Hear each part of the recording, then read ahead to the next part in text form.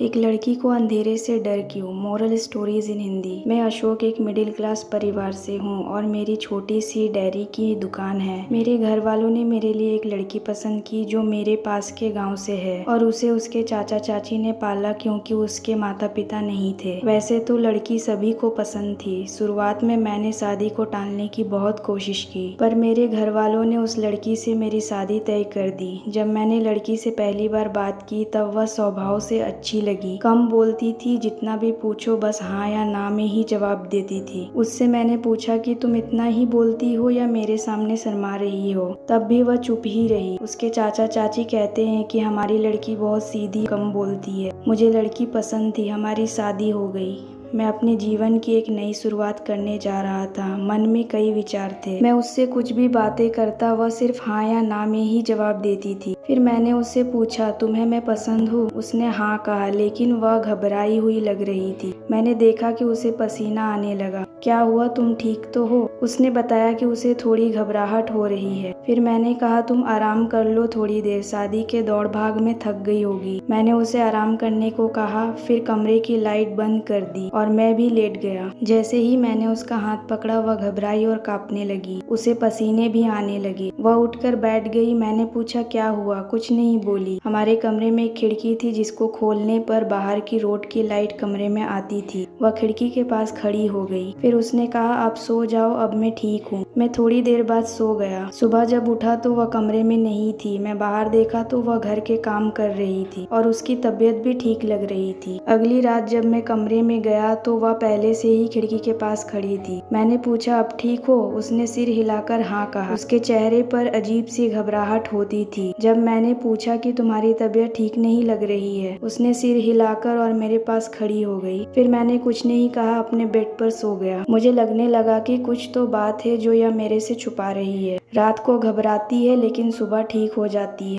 एक शाम में खाना खा रहा था, तभी मम्मी ने उसे छत से कपड़े लाने को कहा। वह छत पर गई, लेकिन उसके बाद आधा घंटा हो गया वह नीचे नहीं आई। फिर मम्मी ने नीचे से आवाज लगाई, लेकिन तब भी नहीं आई। मम्मी ने मुझसे कहा कि तू जाकर देख। जब मैं गया तो देखा कि वह सीढ़ियों पर बैठी हुई है और उसके चेहरे पर घबराहट और माथे पर पसीना था। मैंने पूछा कि क्या हुआ? वह वहाँ से चली गई। उस रात अपने कमरे में गया तो पहले खिड़की बंद की। जैसे ही मैंने उसे हाथ लगाया, वह फिर से कांप रही थी और उसके पसीने छूट रहे थे। मैंने उसका हाथ जोर से पकड़ा। वह और भी कांपने लगी और पसीने बहने लगे। मेरे बहुत बार पूछने पर बचपन में हुए एक घटना के बारे में बताया जो इन सब समस्याओं की जड़। उसे नींद नहीं आती और रात में बहुत डर लगता है, इसीलिए वह रोज चांद को देखकर सोने की कोशिश करती है। मैंने उसे समझाया और उसे वादा किया कि मैं उसके साथ हूँ और हम साथ में इस समस्या का समाधान निकालेंगे। बचपन में मैं और मेरे भाई खेल रहे थे और खेलते खेलते मैं घर के कबर्ड में छिप गई। भाई और चाची को यह पता नहीं था। भाई मुझे ढूंढते हुए गिर गया। चाची उसे लेकर पास के अस्पताल गई। उससे पहले वो पैसे लेने अंदर आई तो कबर्ड का दरवाजा बाहर से लगा दी। मैंने कुछ नहीं कहा, छिपी रही। थोड़ी देर बाद मुझे घबराहट महसूस हुई तो मैंने बाहर निकलने की कोशिश की, लेकिन दरवाजा बंद था। मैंने चिल्लाया लेकिन कोई नहीं आया। मैं डर गई और 2 से 3 घंटे तक कबर्ड में बंद रही। जब वे अस्पताल से आए तो मैं उन्हें नहीं दिखी। चाची ने मुझे ढूंढना शुरू किया और मैं पसीने और घबराहट में थी। मैंने दरवाजा बजाया, तब चाची ने मुझे बाहर निकाला। मैं डर से कांप रही थी। मुझे लग रहा था कि शायद मैं कबर्ड से बाहर नहीं निकल पाऊंगी। कबर्ड थोड़ा पुराना था, उसमें कहीं कहीं थोड़ा टूटा हुआ था, जिससे मुझे सांस लेने में कोई परेशानी नहीं हुई। और उस दिन से मुझे अंधेरे से डर लगने लगा। यह बात मैंने किसी को नहीं बताई थी। मुझे नहीं पता है कि इस परेशानी से कब तक गुजरना होगा। इस घटना के बाद चाची ने मेरा बहुत ध्यान रखा। मैंने कहा कि यह बात तुम पहले भी मुझे बता सकती थी।